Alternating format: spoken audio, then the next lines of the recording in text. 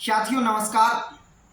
तमाम भ्रांतियों के बीच सहारा निवेशकों को उम्मीद है कि उनके लिए सरकार कोई सजगता के साथ पहल करेगी और उनके हितों को देखते हुए सरकार आगे आएगी। इसी बीच साथियों आप लोगों के लिए आज एक जानकारी लेकर ये भी आया हूँ कि आज 20 तारीख को दिल्ली स्थित हमारे माननीय सुप्रीम कोर्ट में सहारा मामले पर सुनवाई होनी थी, लेकिन साथियों संभव नहीं हो सका कि सहारा मामले पर जो 3 जजों की जो बेंच है उनको सुनवाई करनी थी। किन्हीं कारणों से वो सुनवाई नहीं हो सकी है। अब आगे के लिए कब डेट आएगी कह पाना अभी मुश्किल है, लेकिन शीघ्र डेट आने की संभावना इसलिए की जा रही है क्योंकि लंबे समय से इस मामले पर कोई सुनवाई नहीं हुई है। अब सरकार भी मूड में दिख रही है कि इस मामले पर कुछ बड़ा किया जाए जिससे देश की जनता के साथ अहित ना हो। इसके अलावा साथियों अब जिस प्रकार से सहारा समूह और सुब्रत राय ने चुप्पी अख्तियार कर ली है, बड़े लंबे समय से अब सहारा समूह की तरफ से, सुब्रत राय की तरफ से कोई सरकार पर ऐसे ब्लेम नहीं लगाए जा रहे हैं, तो ऐसे में भी एक उम्मीद बढ़ जाती है कि अब सहारा समूह को भी लग गया है कि मामला दिनों दिन बिगड़ता जा रहा है, इससे अच्छा है झुक जाए और झुककर अगर निदान निकलता है तो अच्छी बात है। लेकिन साथियों एक बात आज आप लोगों के समक्ष रखना है कि बहुत सारे लोग कह रहे हैं कि सेबी के पास जमा जो 24,000 करोड़ रुपए है, यदि निवेशकों के हितों को देखते हुए ये निवेशकों के लिए जारी करवा दिया जाए, सहारा समूह के वो चाहे क्यूसॉप के निवेशक हों चाहे सहारा की सोसाइटियों के निवेशक हों, ऐसा कोई आदेश आ जाए जिससे सहारा के द्वारा जमा कराया गया धन जो सेबी के पास है वो निवेशकों को वितरित कर दिया जाए। हम एक बात को आप लोगों से रखना चाहते हैं साथियों, 24,000 करोड़ रुपए यदि जैसे तैसे करके वित्त मंत्रालय के सहयोग से, सेबी के सहयोग से, सेंट्रल रजिस्ट्रार के सहयोग से, अन्य एजेंसियों के माध्यम से सुप्रीम कोर्ट में जाकर कह दिया जाए कि जनहित को देखते हुए सरकार ने फैसला लिया है, क्योंकि यह राशि अपरिपक्व है और कोई दावेदार इस राशि को लेने वाले नहीं मिल रहे हैं। ऐसे में जो सहारा के अन्य कंपनियों के, सोसाइटियों के जो निवेशक हैं वो लगातार अवसाद में आ रहे हैं, तनाव में आ रहे हैं, परेशानी में आ रहे हैं। उनका जीवन एक अंधकार में जा रहा है, उनको सामाजिक अपमानों को सहन करना पड़ रहा है। इस कारण से सरकार ने सोचा है कि इस पैसे को सहारा समूह की अन्य सोसाइटियों के, सहारा समूह की अन्य कंपनियों को वितरित कर दिया जाए और सुप्रीम कोर्ट को जैसे तैसे करके इस बात को समझाने में सरकार सफल भी हो जाती है। लेकिन साथियों इससे भी निवेशकों के साथ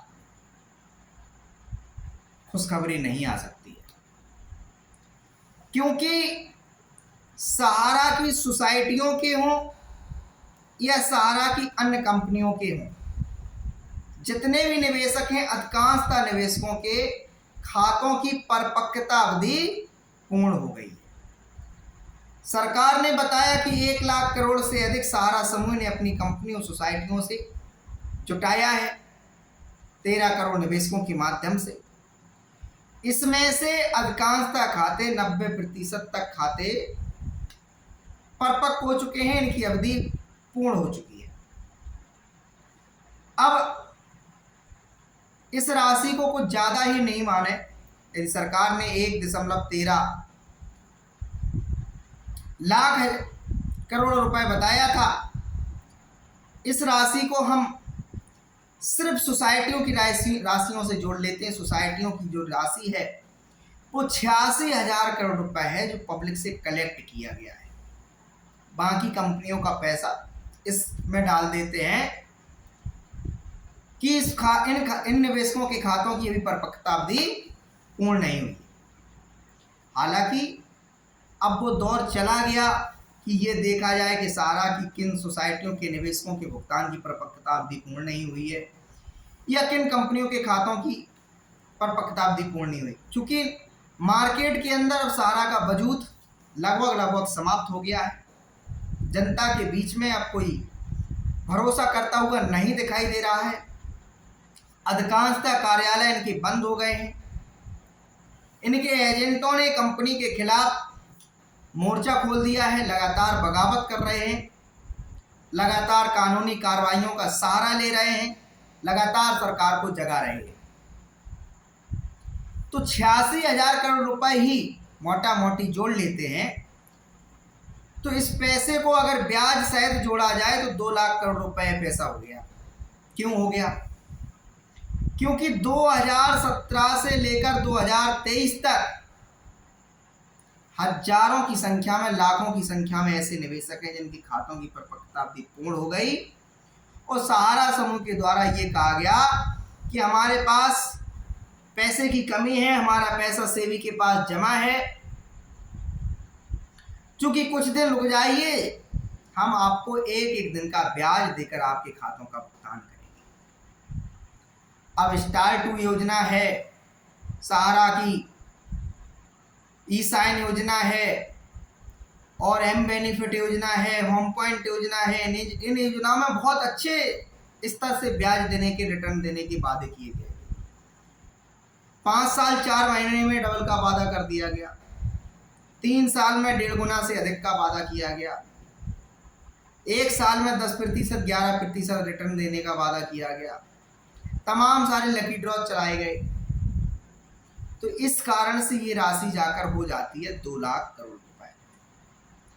अब सरकार कहे कि 24,000 करोड़ रुपए ठीक है, और माननीय सुप्रीम कोर्ट भी स्वीकार कर लेता ठीक है, निवेशक नहीं मिल रहे हैं सहारा रियल एस्टेट के, सहारा हाउसिंग इन्वेस्टमेंट कॉर्पोरेशन के, तो अब इस राशि को रोकना ज़्यादा दिनों तक उपयुक्त नहीं है, अब इनको वितरित कर दिया जाए। लेकिन जब राशि 2 लाख करोड़ रुपए की वितरित की जानी है तो 24,000 करोड़ रुपए में क्या भला हो सकता है? नंबर 1 बात, इस बात को समझ लीजिए। इसके अलावा साथियों, इस बात को बखूबी तरीके से समझ लीजिए कि सहारा की संपत्तियों अगर बेचने के भरोसे अगर आप लोग बैठे कि सरकार संपत्तियां बेचकर हमारा भुगतान करा देगी, तो भाई सरकार यदि कराती तो सेबी को 24,000 करोड़ रुपए सहारा समूह की कंपनियों की संपत्तियों को बेचकर, नीलाम कर कर तमाम सारी गाइडलाइन समय समय पर माननीय सुप्रीम कोर्ट से आती रही सेबी के लिए, सरकार के लिए। क्या हुआ? सरकार 24,000 करोड़ रुपए की रिकवरी नहीं कर सकी सहारा समूह से, जबकि ये सारी की सारी संपत्तियां देश के अंदर थी। ये संपत्तियां कोई विदेशों में नहीं थी। सहारा स्टार होटल, सहारा पूर्ण वॉरियर्स, सहारा हॉस्पिटल, तमाम सारे सहारा के टाउनशिप, एमबी वैली सिटी, हम लोग तो जानते हैं कितना बड़ा प्रोजेक्ट था सहारा का। क्या हुआ? विदेशों की संपत्तियां तो छोड़ दीजिए, बड़ी बड़ी बातें की जाती हैं, विजय माल्या को लेकर आएंगे, दाऊद इब्राहिम को लेकर आएंगे, नीरव मोदी को लेकर आएंगे, उनकी द्वारा किए गए गलत कृत्यों को उनको सजा दिलाई जाएगी, बैंकों को उनका पैसा लौटाया जाएगा। अरे भैया, जो हिंदुस्तान के अंदर संपत्तियां पड़ी हैं और सीधा उसका प्रभाव जन समूह पर पड़ रहा है, उसको आप लोग न्याय दे नहीं पा रहे हैं। मीडिया भी नहीं दिखाना चाहता इस मामले को, न इस मामले की गंभीरता को मीडिया दिखाना चाहता है। साथियों, तमाम सारे यूट्यूबर, तमाम सारे सोशल साइट्स पर वीडियो बनाने वाले लोग जानकारियां लेकर आते रहते हैं कि आज सुप्रीम कोर्ट में सुनवाई थी, आज दिल्ली हाई कोर्ट में थी, आज जबलपुर हाई कोर्ट में थी, आज मध्य प्रदेश में थी, आज। लेकिन इस नतीजे पर पहुंचना चाहिए। मान लीजिए आपके फेवर में न्यायालयों से आदेश आ भी जाते हैं, क्या उन आदेशों के क्रियान्वयन होने पर हिंदुस्तान के जनसमूह, हिंदुस्तान के पीड़ित सारा के 13 करोड़ निवेशकों के घावों पर मरहम लग सकता है? इस बात पर भी चर्चा होना जरूरी है। हजारों की संख्या में यूट्यूब पर अपने व्यू लाना, फेसबुक पर लाना, ये कोई बड़ी बात नहीं है, क्योंकि उन लोगों के पास ऐसा समय होता है अपना वीडियो वायरल करने के लिए तमाम ट्रिक अपनाते रहते हैं, तमाम सारे हैशटैग लगाते रहते हैं, तमाम सारा डिस्क्रिप्शन डालते रहते हैं, टाइटल डालते रहते हैं, थंबनेल का उपयोग करते हैं। लेकिन साथियों, आप जब भी हमारे वीडियो में आप कंपेयर करेंगे कि जो मैंने शुरुआत से लेकर आज दिन तक निवेशकों के हितों के लिए आवाज उठाई है, और यदि आप लोगों ने उस पर काम किया है तो सरकार ने जरूर एक्शन लिया। जैसे मैंने कहा था, सेंट्रल रजिस्ट्रार को शिकायतें भेजिए, सरकार को शिकायतें भेजिए, तो सरकार पर दबाव बनेगा और सरकार इसके लिए कुछ ना सोचेगी। और दूसरी तरफ सहारा समूह के द्वारा लगातार कहा जा रहा था, शिकायतें मत करिए, आपका नुकसान हो जाएगा, कंपनी पर रोक लग जाएगी, परसामापन हो जाएगा। लेकिन हुआ क्या? उसका आपको फायदा हुआ। सहारा से भी रिफंड अकाउंट से 5,000 करोड़ रुपया सरकार ने हस्तांतरित करने का निर्णय लिया और जाकर सुप्रीम कोर्ट में कहा कि यदि आप निर्देशित करें तो सेबी से अपने खाते में, सेंट्रल रजिस्ट्रार के खाते में 5,000 करोड़ रुपया हस्तांतरित कराकर निवेशकों को वितरित कर दिए जाए। हुआ भी यही। मैंने आप लोगों से कहा था कि सेंट्रल रजिस्ट्रार को, भारत सरकार को पत्र भेजिए कि सोसाइटी एक्ट 2002, जिसके तहत सहारा समूह ने अपनी सोसाइटियों का पंजीकरण कराया था, उसमें बहुत बड़े संशोधन की जरूरत है, अमेंडमेंट की जरूरत है, सुधार की जरूरत है। सरकार ने वो करके दिखा दिया। हमने कहा था सोसाइटियां स्वतंत्र होती हैं, निवेशकों को, जो सोसाइटियों के सदस्य हैं उनको अधिकार है सोसाइटियों का अध्यक्ष चुनने का, सोसाइटियों का एक पूरा प्रबंधन होता है, उनको चुनने का एक अधिकार होता है। सहारा समूह ने वो अधिकार छीन रखा है। कभी चुनाव नहीं होते हैं, फर्जी तरीके से चुनाव होकर अपने कुछ लोगों को, सगे संबंधियों को सहारा समूह के लोग सोसाइटियों में नियुक्त कर देते हैं। असर दिखाई दिया, सरकार ने कार्रवाई की। साथियों, मैंने कहा इसके लिए सरकार को विशेष पहल करनी चाहिए। सरकार ने पूरा मंत्रालय अलग बना दिया। आप पुराने हमारे वीडियो देखेंगे और तमाम अन्य यूट्यूबरों के वीडियो देखेंगे तो आप स्पष्ट तरीके से पाएंगे कि सहारा की गहराई को जिस प्रकार से हमने उजागर किया है, किसी भी सामाजिक व्यक्ति ने, देशभक्त व्यक्ति ने, राष्ट्रभक्त व्यक्ति ने, चाहे तो मान लीजिए उनको इस बारे में बहुत इतनी ज़्यादा जानकारी नहीं थी, और जैसे जैसे उनके पास जानकारी आई तो वो चीज़ों को बाहर रखने के लिए आगे आए। लेकिन मैंने जो कहा उस पर यदि आप लोगों ने काम किया तो उसके 100% परिणाम आए, बेनिफिट हुआ है। अभी तमाम लोग कह रहे हैं कि नहीं, सहारा समूह कोर्ट खड़ा हो सकता है, लोगों का रोजगार मिल सकता है वापस। तो ऐसे लोगों को भी अभी समझाने की जरूरत है, बताने की जरूरत है कि जो कंपनी 1978 से अपना कारोबार प्रारंभ की 2,000 रुपए की पूंजी से, और लाखों करोड़ रुपए की जो कंपनी ने संपत्तियां अर्जित कर ली, तो क्या वो सब कंपनी अपनी गलतियों में सुधार नहीं कर सकती थी? एक मनुष्य अपने संपूर्ण जीवन में लाखों गलतियां करता है, लेकिन वो समय समय पर उन गलतियों को सुधारने का प्रयास करता है तो उन गलतियों पे पटापेच हो जाता है। ठीक है, सहारा समूह ने जो दावा किया, अगर हमने कोई गलती की है तो हम पे जुर्माना लगा दिया जाए, पेनाल्टी लगा दी जाए, कई बार कहा गया ऐसा सहारा के अधिकारियों के द्वारा। हमारे 24,000 रुपये सेबी के द्वारा रोकना ठीक बात नहीं, गलत बात है, इस पर तरीके से कहा गया। लेकिन सहारा के शीर्ष प्रबंधन से कभी आप लोगों ने पूछा कि आप जो मनमाने आदेश जारी करते हैं, मनमाने तरीके से देश की सरकारी संवैधानिक संस्थाओं को, व्यवस्थाओं को चुनौती देने का प्रयास करते हैं, तमाम नियम कानूनों की अवहेलना के साथ साथ न्यायालयों तक का आप सम्मान नहीं करते हैं, तो कैसे उम्मीद की जा सकती है कि कंपनी आप चल सकती है?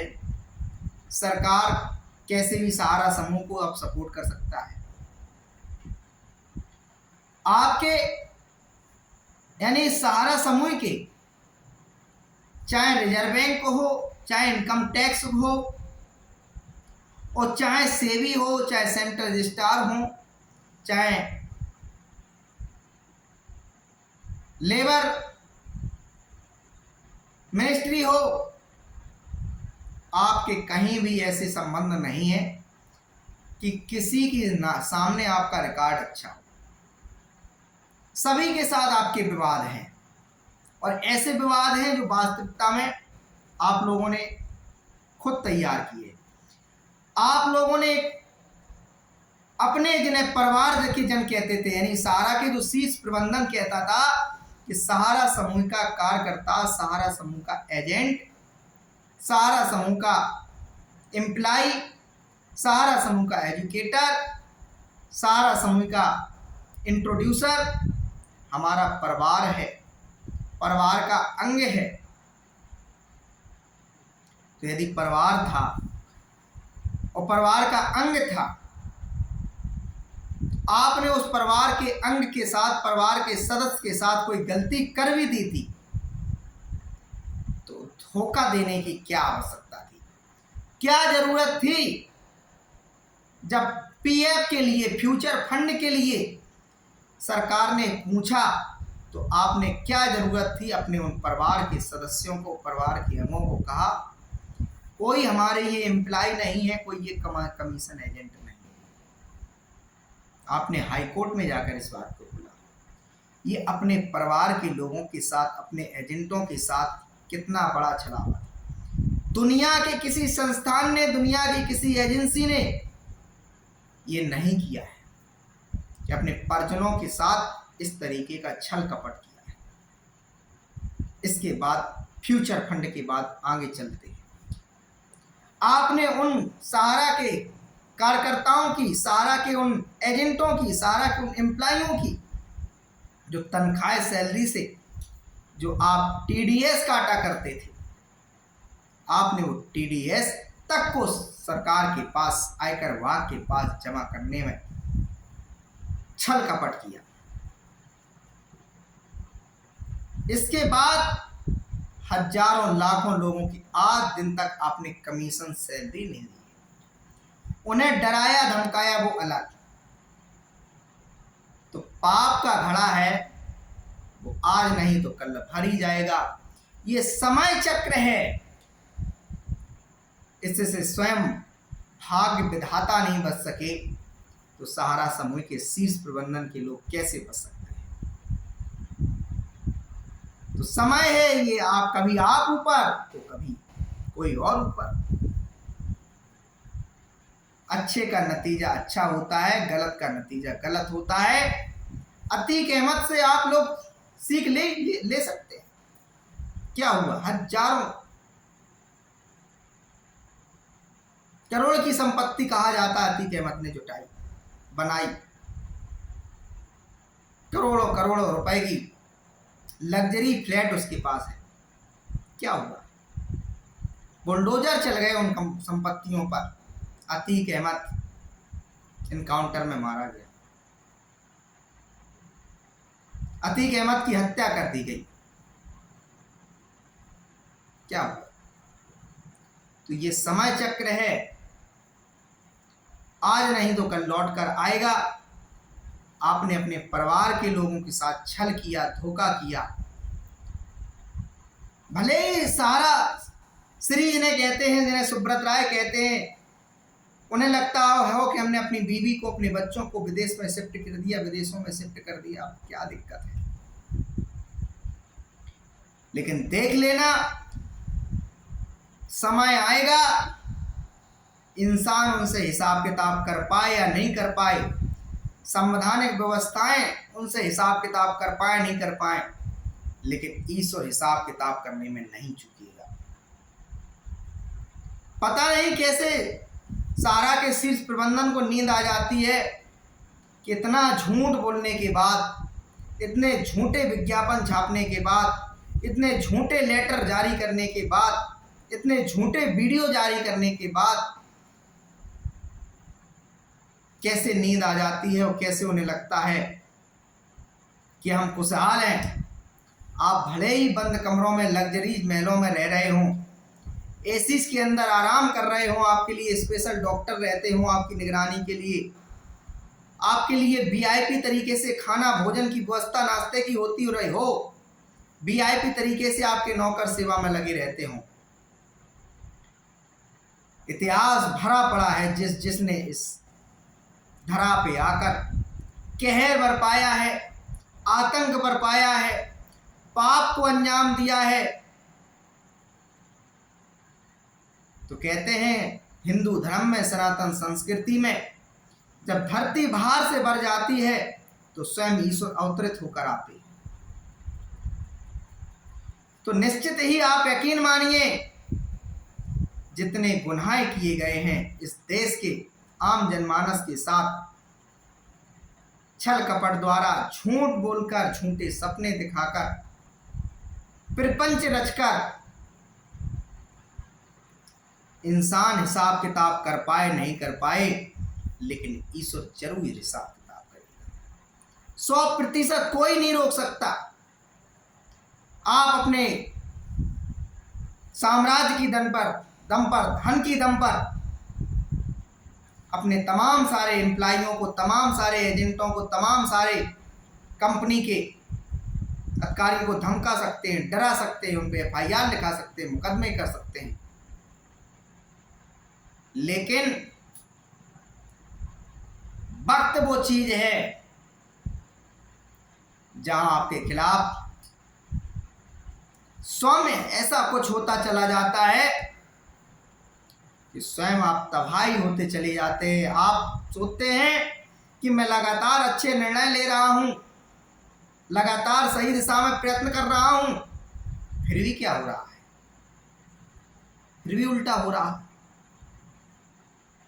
ये सच्चाई है। मनुष्य स्वयं भले ही कितना प्रफुल्लित हो जाए, मन भर ले कि ठीक है, अब क्या है, हमारा जो है, हमने तो बढ़िया से व्यवस्था कर ली है, लोगों को मरना है मरे, लेकिन प्रमाण के साथ इतिहास भरा पड़ा है, ईश्वर ने ऐसे लोगों को माफ नहीं किया। हो सकता है कि आप पैसे की दम पर तमाम सारी व्यवस्थाओं को खरीद लेते हो, पैसे की दम पर, सनक की दम पर, अपनी ताकत की दम पर नेताओं अभिनेताओं को कंट्रोल कर लेते हैं। जो लोग न्याय के लिए लड़ना चाहते हैं उनको आप दबा देते। लेकिन साथियों, आपसे मैं कहना चाहता हूं, हिंदुस्तान के संविधान पे भरोसा रखिए, हिंदुस्तान की कानून व्यवस्था पर भरोसा रखिए, संघर्ष जारी करिए और ईश्वर से, भगवान से प्रार्थना करते रहिए कि सरकार को सद्बुद्धि दे ईश्वर और सहारा से हिसाब किताब लिया जाए। एक एक निवेशक की पूंजी लौटाने के लिए सरकार विवश हो जाए। इस प्रकार से सरकार के पास पत्र लिखिए। साथियों, मैं जागृत करता रहूंगा जब तक सांस है, कहता रहूंगा कि सहारा के पीड़ितों को न्याय मिलना चाहिए, उनको भी जीने का अधिकार है, उनके भी अपने मानवाधिकार हैं, उनके मानवाधिकारों का संरक्षण होना चाहिए, उनका आर्थिक संरक्षण होना चाहिए। उन्होंने जो मेहनत से गाड़ी कमाई को जुटा कर सहारा समूह में जमा कराया है, उनके पास प्राप्त करने का अधिकार है। ठीक उसी प्रकार से जैसे उन लोगों को अधिकार है जो लोग कहते हैं हम गरीबी में हैं, सरकार हमारी मदद करे, ठीक उसी प्रकार से जो लोग कहते हैं कि हम विधवा हैं, हमें पेंशन मिलना चाहिए, हम वृद्ध हैं, हमें पेंशन मिलना चाहिए, हम विद्यार्थी हैं, हमें स्कॉलर मिलना चाहिए, हमारे यहाँ गैस त्रासदी हो गई। भोपाल जैसे आपको उदाहरण के तौर पे बताऊं, भोपाल में क्या सरकार ने मदद नहीं की है? कच्छ भूकंप में आए गुजरात में सरकार ने मदद नहीं की है। तमाम सारी बड़ी बड़ी आगजनी की घटनाएं इस देश में हुई, सरकार ने मदद नहीं की है। तो तब क्यों सरकार ने ये नहीं कहा कि आग की घटना हमसे पूछकर हुई है, कोई लूट की वारदात हमसे पूछकर हुई है, गैस त्रासदी हमसे पूछकर हुई है, भूकंप हमसे पूछकर आया है? तो साथियों, 21वीं सदी की सबसे बड़ी त्रासदी से देश गुजर रहा है और सीधा सीधा करोड़ों लोगों पर इसका प्रभाव है। लाखों लोग बेरोजगार हो गए हैं। गेंद सरकार के पाले में जा चुकी है। सहारा के शीर्ष प्रबंधन ने जो किया वो किया, उसका हिसाब किताब सरकार लेना हो नहीं लेना हो तो हम तो कहते हैं उनको फूलों की माला पहनाई। भाई सरकार को लगता है 10 वर्ष हो गए हैं, सहारा श्री बाहर बैठे हुए हैं, पैरोल पर हैं। हालांकि उम्मीद की जा रही है कि जिस प्रकार से पैरोल पर बाहर आए थे तो यही शर्त पे आए थे कि पैसा जमा कराएंगे। आज दिन तक माननीय सुप्रीम कोर्ट के आदेश का पालन नहीं हुआ। 24,000 करोड़ रुपए आज दिन तक सहारा समूह जमा नहीं करा सका। मूलधन जमा अभी तक 15 से 16 हजार करोड़ रुपए मात्र हुआ है। ब्याज सहमत राशि 24 से 25,000 करोड़ रुपए बन रही है। तो सरकार को लगता है वो बेगुनाह लोग हैं, उन्होंने कोई चीटिंग नहीं किया, कोई धोखा नहीं किया है, सरकार उनको बढ़िया गुलदस्ते भेंट करे। कोई जनता को तकलीफ नहीं है। जनता को तकलीफ होती तो 1978 से लेकर आज दिन तक हजारों लाखों की संख्या में लोगों ने पैसे सहारा समूह की स्कीम में लगाए। क्यों लगाते? उन्होंने यही देखकर लगाए कि हिंदुस्तान के तमाम नेता अभिनेता सहारा के साथ बैठते हैं, उनकी दोस्ती यारी है, वो सहारा समूह की तारीफ करते हैं, सहारा द्वारा तमाम सारी सामाजिक योजनाएं चलाई जा रही हैं उनकी तारीफ करते हैं। देश के प्रधानमंत्रियों से लेकर देश के तमाम बड़े स्टार्स तक सुब्रत राय के चरणों में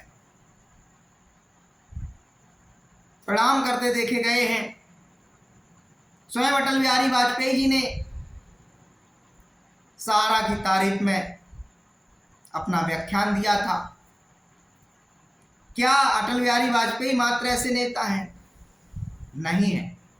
हजारों की संख्या में इस देश में ऐसे लोग हैं जिन्होंने प्रत्यक्ष परोक्ष रूप से सहारा समूह का प्रचार प्रसार किया है। तो साथियों, बहुत ज्यादा उम्मीद इस बात की हमें नहीं है कि सरकार कोई उनके खिलाफ बड़ा एक्शन लेगी। उम्मीद हम सिर्फ इतनी करते हैं कि सहारा समूह के पास जितनी भी संपत्तियां हैं, चाहे वो देश के अंदर हो चाहे वो विदेश के पास में हो, वो सभी संपत्तियों को सरकार को एक कोई एक्ट लाकर, कोई विधेयक लाकर, कोई योजना लाकर इस प्रकार से घोषित कर देना है कि ये संपत्तियां सरकार के पास आ जाएं और सरकार सहारा समूह के एक एक निवेशक के लिए 2 से 3 लाख करोड़ रुपए का बजट पैकेट, राहत पैकेज जारी है। यही एकमात्र वो फॉर्मूला है जिससे एक एक निवेशक के साथ न्याय हो सकता है, एक एक निवेशक का पैसा प्राप्त हो सकता है। अब कंपनी चलने न चलने की बहुत ज्यादा उम्मीद नहीं है साथियों। सहारा के वो एजेंट जो कहते थे कि हम बेरोजगार हो गए, तबाह हो गए, बर्बाद हो गए, हमारा कमीशन सहारा में फंसा है, हमारी सैलरी सहारा में फंसी है, हमारा फ्यूचर फंड सहारा में फंसा है, अब वो लोग भी इस प्रकार से उत्पीड़ित अवसाद में आ गए हैं, परेशान हो गए हैं वो लोग भी कहते हैं ठीक है, हमारा कमीशन चला गया जाने दो, हमारा सैलरी चला गया जाने दो, हमारा फ्यूचर फंड चला गया जाने दो, हमारा टीडीएस चला गया जाने दो, लेकिन जो हमारा सामाजिक अपमान हो रहा है, कैसे भी करके सरकार उस सामाजिक अपमान को बचा ले। वो कहते हैं हमारे दोस्त, जिन दोस्तों के साथ वो घूमने फिरने ऐश करने मौज मस्ती करने जाया करते थे, जिन मोहल्ले के लोगों के साथ सुबह शाम दुआ सलाम राम राम हुआ करती थी, जिन रिश्तेदारों के साथ उनके एक फोन कॉल पर हजारों लाखों रुपए जो जमा हो जाते थे, उन सभी के बीच आज उनको अपमान की स्थिति में रहना पड़ रहा है। तमाम सारे उनके दोस्त यार, मोहल्ले के पड़ोसी रिश्तेदार उन पर दबाव बना रहे हैं कि सहारा में फंसा हुआ धन हमारा दिलवाइए, और उसकी मजबूरी ये है वो तो दिलवाए कैसे। उसने कोई कसर नहीं रखी, प्रधानमंत्री जी को भी पत्र लिखे, उसने वित्त मंत्री जी को पत्र लिखे, उसने सहकारिता मंत्री जी को भी पत्र लिखे, तमाम सांसदों तक भी गया, विधायकों तक भी गया। अब उसने उस पैसे को कोई अपने घर पे तो रख नहीं रखा है, जो उसने पैसा मार्केट से कलेक्ट किया, जाके सारा के स्थानीय ऑफिस में जाके जमा करवा दिया, और ऐसे वैसे जमा नहीं करवा दिया, बाकायदा सहारा ने अपने अपने कार्यालयों में प्रमाण पत्र, रजिस्ट्रेशन पत्र टांग रखे थे कि ये हमें वित्त मंत्रालय से मिला, ये सेबी से मिला, ये IRDA से मिला, ये सेंट्रल रजिस्ट्रार से मिला, ये अलग अलग मंत्रालयों से टांग रखे थे। तब लोगों को जाके कहीं भरोसा हुआ कि हाँ ठीक है, सारा समय पंजीकृत है, सरकार मॉनिटरिंग करती है, सरकार ऑडिट करती है कि ये लोग अगर कोई गलत काम करेंगे तो सरकार इन पे कार्रवाई करेगी। साथियों, सुप्रीम कोर्ट में क्या चल रहा है पिछले 10-12 वर्षों से हम सब लोगों ने देखा। जिन लोगों के हितों के लिए आदेश माननीय सुप्रीम कोर्ट ने 2012 में दिया था, उन लोगों के साथ सहारा समूह पहले ही धोखाधड़ी कर चुका, पहले ही गुमराह कर चुका, पहले ही छल कपट कर चुका। वो निवेशक मिले कैसे? उन निवेशकों को क्यूसॉप में, सोसाइटियों में, यहाँ से वहाँ ना जाने कहाँ से कहाँ ले जाकर किन किन स्कूल में ट्रांसफर किया गया।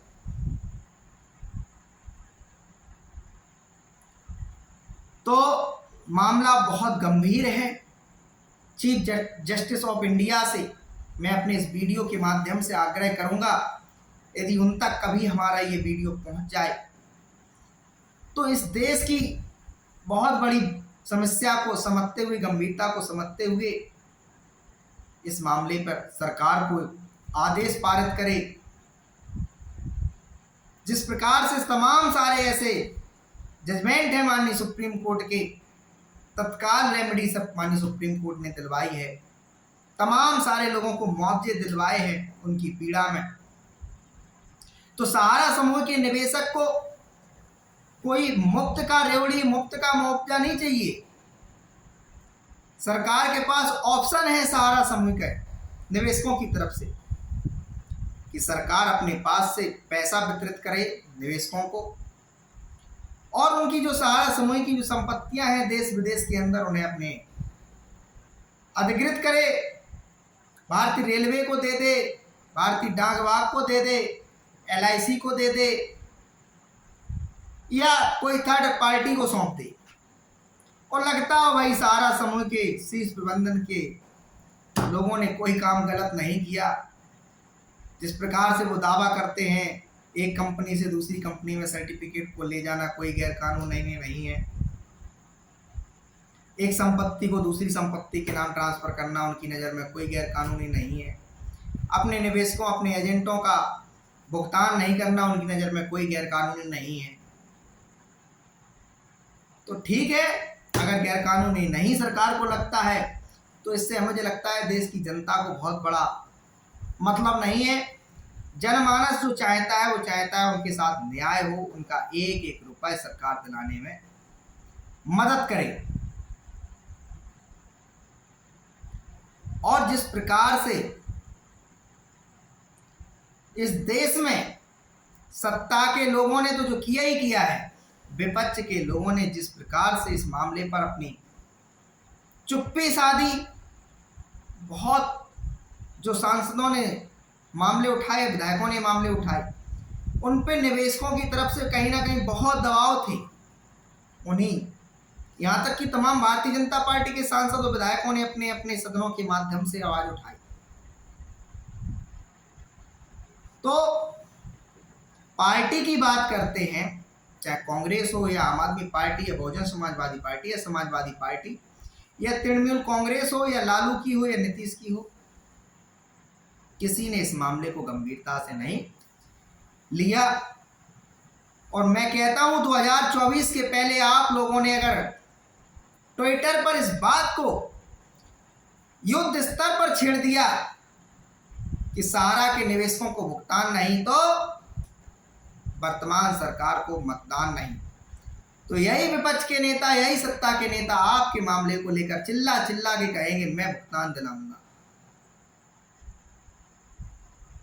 तो ये काम करना है आपको युद्ध स्तर पर। सोशल साइट का सहारा लीजिए, ट्विटर फेसबुक से लेकर वीडियो बनाइए, इंस्टाग्राम पर हर जगह अपना अपलोड करिए, हैशटैग वायरल करिए, सहारा से भुगतान नहीं तो मतदान नहीं, सहारा पीड़ितों की मदद करो।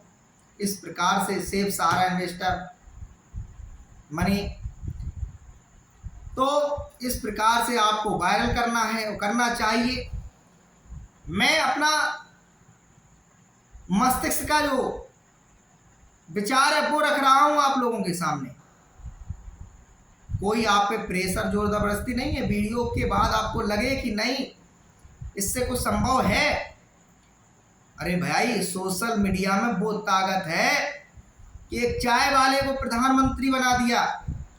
सोशल मीडिया में वो ताकत है कि हजारों जमीन में पड़े हुए लोगों को बुलंदियों पर पहुंचा दिया। तमाम ऐसे गांव में पड़े हुए छोटा मोटा गाना गाने वालों को, संगीत गाने वालों को, व्यक्तिगत कोई विशेष जानकारी रखने वालों को बुलंदियों पर पहुंचा दिया। खान सर जैसे लोगों को बुलंदियों पर पहुंचा दिया। सोशल मीडिया की ताकत को समझने का प्रयास नहीं करेंगे और यही रोना रोता रहेंगे कि नहीं भुगतान नहीं हो रहे हैं, सुप्रीम कोर्ट से कोई आदेश नहीं आ रहा, हाई कोर्ट से कोई आदेश नहीं हो रहा। बार बार यही आरोप लगा देना कि सब बिक गए हैं, कोई नहीं सुन रहा है, कहीं न्याय नहीं है, संविधान से भरोसा उठ गया है, लोकतंत्र में अब तमाम सारे लोग हम देखते हैं कमेंटों की बौछार इस प्रकार से लोग करते हैं। सच्चाई है, करते हैं। लेकिन मैं पूछूंगा, आपने अपनी पीड़ा में जब स्वयं मनुष्य बीमार होता है और उसके यहाँ कोई ऐसा परिजन ना हो जो उसको अस्पताल तक पहुंचा दे, तो उसको बीमार व्यक्ति को स्वयं व्यवस्था करनी पड़ती है डॉक्टर तक पहुंचने के लिए। तो सारा समूह के जो निवेशक हैं उनकी कोई मदद करने वाला नहीं है, ना इस देश की कोई मीडिया मदद कर रही है, ना नेता मदद कर रहे हैं। आपको स्वयं अपनी बीमारी का इलाज कराने के लिए सरकार के पास, इन डॉक्टर के पास जाकर मस्तिष्क टेकना है, हाथ जोड़ना है, विनती करनी है, प्रार्थना करनी है और बड़े तौर तरीके से करनी है।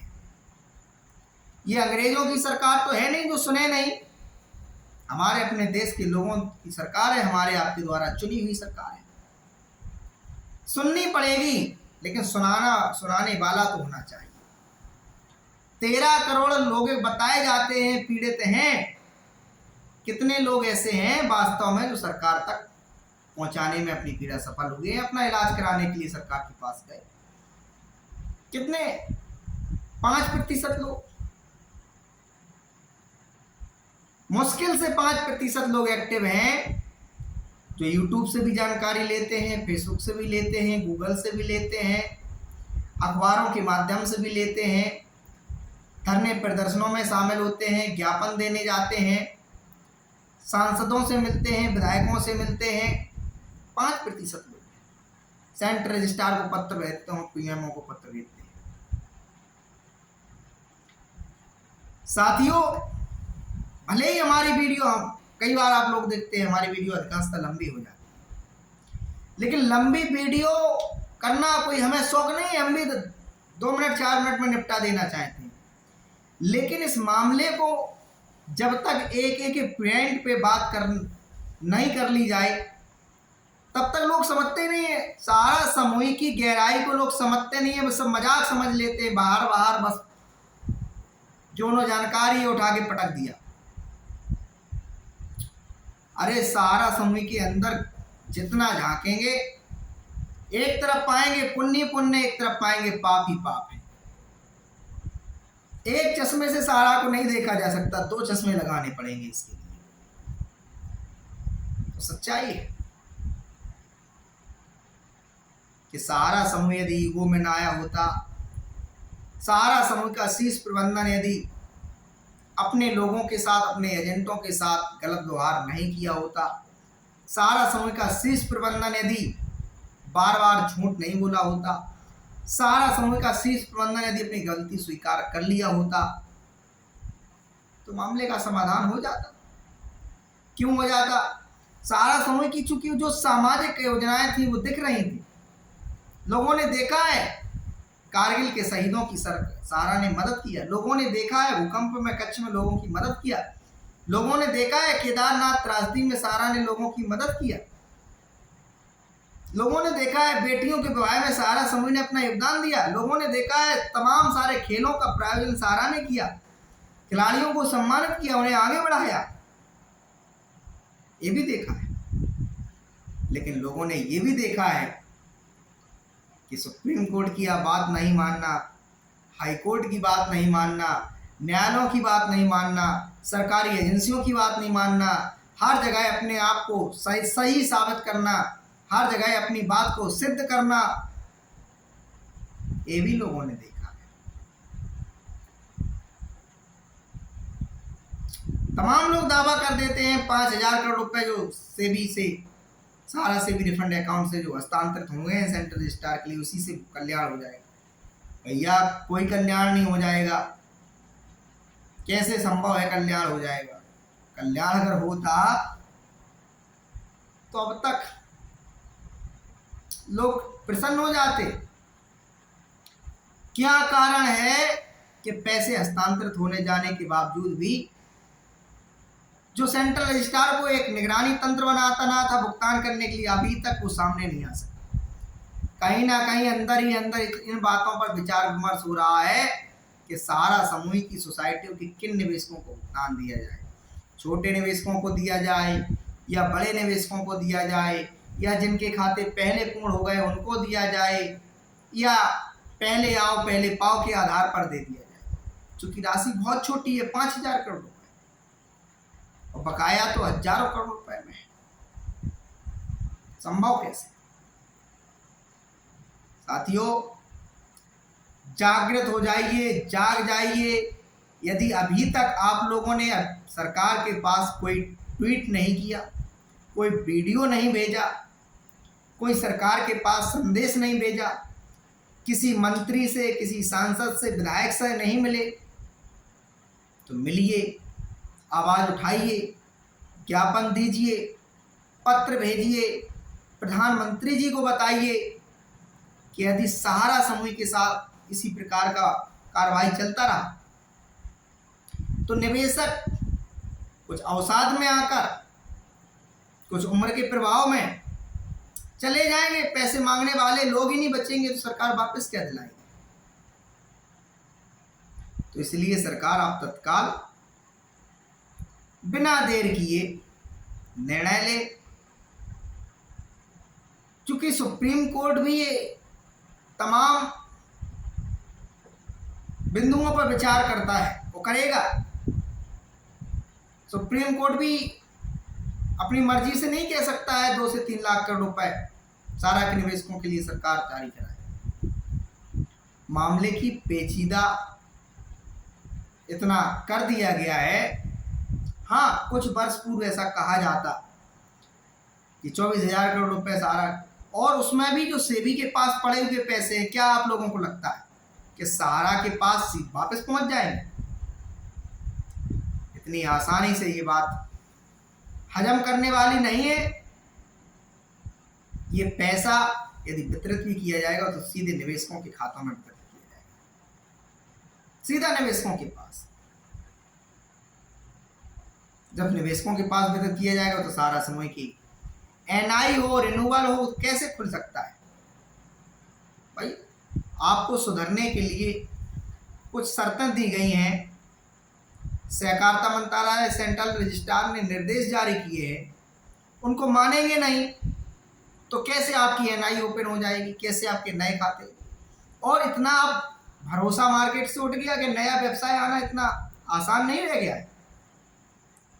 इस भरोसे बैठे रहे हैं कि 24,000 करोड़ रुपए तो ठीक है, इससे हो जाएगा, बाकी का जनता से उठा लिया जाए। नया निवेशक अब देख रहा है कि सारा समय की क्या दुर्दशा हो गई है। तो साथियों, कहीं ना कहीं आप लोग अभी तक भी जागृत नहीं हुए हैं। चंद लोग जागृत हुए हैं। आपका भुगतान स्वयं आप प्राप्त कर सकते हैं और कोई प्राप्त नहीं कर सकता है। हाथ पे हाथ रखे रहेंगे तो भुगतान नहीं मिलेगा। चाहे हमारे अपने कोई भी सहारा पीड़ित निवेशक व एजेंट हों, वो ये सोच लें कि नहीं, नीरज शर्मा आवाज उठा रहे हैं यूट्यूब से, भुगतान मिल जाएगा। अभयदेव शुक्ल जी संगठन बना रहे हैं, आंदोलन को बड़ा कर रहे हैं, भुगतान मिल जाएगा। अरे भाई, जब आप नीरज शर्मा, अभयदेव शुक्ल हो या कोई अन्य हो, अगर आप जागृत नहीं होंगे, आप एकत्रित नहीं होंगे, तो ये लोग कोई भगवान तो है नहीं जो जादू घुमाएंगे और भुगतान दिला देंगे। कहीं ना कहीं आपकी एकता ही भुगतान दिला सकती, इस बात को समझ लीजिए। और इन एकताओं में आपको 4-5 पॉइंटों पर जरूर काम करना है, जो मैं हर रोज कहता हूं। सबसे पहले आप सोशल मीडिया पर एक्टिव हो जाइए। फेसबुक चलाते हो, चाहे व्हाट्सएप चलाते हो, चाहे इंस्टाग्राम चलाते हो, चाहे ट्विटर चलाते हो, चाहे यूट्यूब, अपना एक वीडियो बनाइए और सरकार से अपील कीजिए, स्थानीय नेताओं, सांसदों से और विधायकों से अपील कीजिए कि हमारी पीड़ा को सरकार तक पहुंचाइए। दूसरा पॉइंट है कि आप प्रधानमंत्री कार्यालय को, वित्त मंत्रालय को और सेबी को, सेंट्रल रजिस्ट्रार को पत्र भेजें अलग अलग, और उसमें इन बातों को भी लिखें। 24,000 करोड़ रुपए का मामला नहीं है, अब मामला 2 से 3 लाख करोड़ रुपए का है। क्योंकि सेबी को ही मात्र सारा से, जिस प्रकार से अभी 2 वर्ष पहले इस खबर आई थी कि सेबी ने कहा है कि ब्याज सहित 62,000 करोड़ रुपए बन चुका है, जो 24,000 करोड़ रुपए सहारा ने पब्लिक से उठाया था। अब 2 वर्ष में और उस पर ब्याज जुड़ गया होगा, तो 80,000 करोड़ हो गया होगा। तो इसलिए सरकार के गेंद में, पाले में गेंद है। सरकार ही एकमात्र वो उपाय है जो आपका भुगतान दिला सकता है। धन्यवाद। सुप्रीम कोर्ट से तो राहत मिली नहीं, सुनवाई हो नहीं सकी। आगे आने वाले दिनों में हम ईश्वर से प्रार्थना करेंगे, उम्मीद करेंगे कि भगवान हिंदुस्तान में जिम्मेदार पदों पर बैठे हुए अधिकारियों को सद्बुद्धि दे, सिस्टम में सुधार हो, लोगों के हितों में फैसले लिए जाए, जन समूह का कल्याण हो जाए। जो अंधेरे में सहारा के निवेशकों, एजेंटों की जिंदगी हो गई है, इनकी जिंदगी में उजाला हो जाए, और इनके भी जो अधिकार हैं सामाजिक जीवन में, इनको भी आनंद लेने का अधिकार है, प्रसन्न रहने का, खुश रहने का अधिकार है, इनको मिल जाए। तो जो रह गया था वो और बता देते हैं कि आप सोशल साइट पर एक्टिव हो जाएं, पत्र लिखें, सांसद विधायकों से मिलें, आंदोलनों का हिस्सा बने, कानूनी कार्रवाइयों का सहारा लें। जिन्हें लगता है इन सबसे कुछ नहीं हो सकता है, उनका भगवान भी कुछ नहीं कर सकता है। तो जिन लोगों को लगता है इनसे ही कल्याण होगा, तो वो लोग एक्टिव रहें, ऐसी हम उम्मीद करते हैं, आशा करते हैं। और जो भी नई अपडेट आती है वो हम बता देते हैं। क्योंकि अपडेट जो होती है वो बहुत बड़ी विस्तारित तरीके से हम इसलिए नहीं बताते हैं क्योंकि जो मूल सारांश था, जैसे सुनवाई नहीं हो सकी, वो मैंने रख दिया। अब क्या हम बताएं अब आप लोगों को कि 4 नंबर कोर्ट में था, 5 नंबर में था कि 7 नंबर में था, कि कौन से जस्टिस सुन रहे थे, कौन से जस्टिस नहीं सुन रहे थे, कौन से जस्टिस साहब छुट्टी पे चले गए हैं, कितने सदस्यों की बेंच बनी है, कितने जज साहब हमारे मामले को, सहारा के पीड़ितों के मामले को सुनेंगे। क्या रखा है? जिन बातों में रखा है उन पे बात की जाए तो ज़्यादा सार्थक परिणाम है। कहीं ना कहीं बहुत सारे लोगों ने प्रयास किए हैं, उनके लिए तहे दिल से धन्यवाद। उम्मीद करते हैं कि वीडियो पसंद आएगा, उम्मीद करते हैं वीडियो आप लोग शेयर करेंगे, उम्मीद करते हैं आप लोग जागृत होंगे, अन्य को भी जगाएंगे। उम्मीद करते हैं आप लोग कोई भी तनाव में आकर ऐसी गलत काम नहीं करेंगे जिससे मनुष्य होने पर कलंकित लगे, होना पड़े। तमाम सारे हम देखते हैं तनाव में आकर टेंशन में, अरे क्यों तनाव लेना है? ईश्वर ने, हम जब स्वयं को पैदा नहीं कर सकते, स्वयं को मानने का हमारे पास क्या अधिकार है? ठीक है, कोई गाली दे गया, ठीक है दे गया, ईश्वर को यही मंजूर होगा तो दे गया। हम उससे आज लड़ने में सक्षम नहीं है। सुन लीजिए, एजेंटों से मैं कह रहा हूं, सुन लीजिए, अपमान कर गया, सुनिए, वो कान से निकाल दीजिए। जब उसका मुंह गंदा हो जाएगा, वो भी गाली देते देते उसको भी लगने लगा कि आपकी कोई गलती नहीं है, आपने तो हमारा पैसा लिया और ईमानदारी से सहारा के कार्यालय में जाके जमा करा दिया, तो स्वयं ही आपको गाली गलौज करना बंद कर देगा। ये समय चक्र है, ईश्वर इम्तिहान ले रहा है, सब्र और धैर्य की घड़ी है। धैर्य से काम लीजिए और प्रार्थना कीजिए। देखिए, हिंदुस्तान में अधिकांशतः लोग धार्मिक हैं, ईश्वर के प्रति भरोसा रखते हैं। कोई हिंदू है, कोई मुसलमान, कोई सिख, कोई ईसाई। नास्तिक लोग तो बहुत कम हैं। बहुत सारे लोग बुद्ध धर्म को मानने वाले हैं, बहुत सारे लोग जैन धर्म को मानने वाले हैं। तो किसी ना किसी का एक अपना वजूद है। उन्हीं वजूदों के आप लोग सहारे रहिए, ऐसी हम उम्मीद करते हैं, प्रार्थना करते हैं। इसी के बाद बहुत बहुत धन्यवाद। अंत में प्रार्थना करेंगे आप लोगों से कि हमारे इस वीडियो को तमाम सहारा के पीड़ितों तक पहुंचाएं, जिससे उनको जागरूकता आ सके और जागरूक हो जाए। बहुत बहुत धन्यवाद। Thank you.